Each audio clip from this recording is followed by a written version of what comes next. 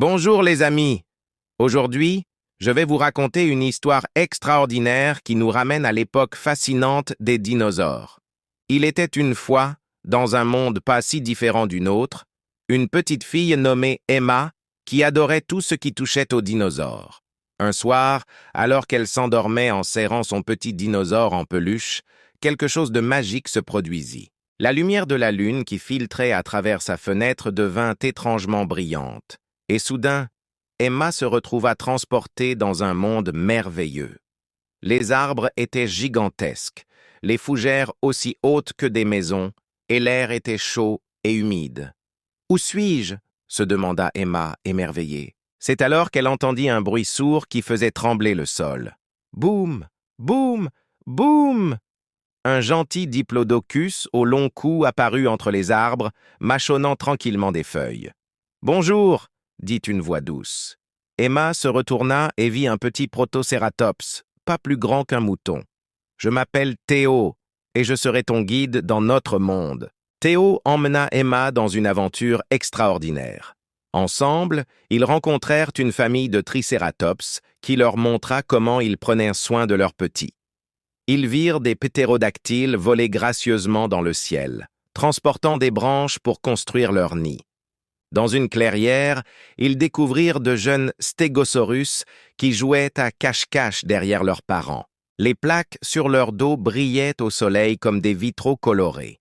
Emma apprit que les dinosaures vivaient en harmonie avec la nature. Les grands herbivores mangeaient les feuilles en haut des arbres, permettant aux plus petits de manger celles du bas. Les carnivores ne chassaient que ce dont ils avaient besoin pour se nourrir. Mais le moment le plus magique fut quand ils rencontrèrent un bébé T-Rex qui avait perdu sa famille. Contrairement aux histoires effrayantes, ce petit était adorable et un peu maladroit. Emma et Théo l'aidèrent à retrouver ses parents qui les remercièrent avec un gentil rugissement.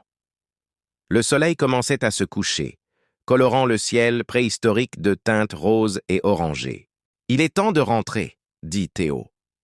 Emma était triste de partir, mais elle savait que cette aventure resterait à jamais gravée dans son cœur.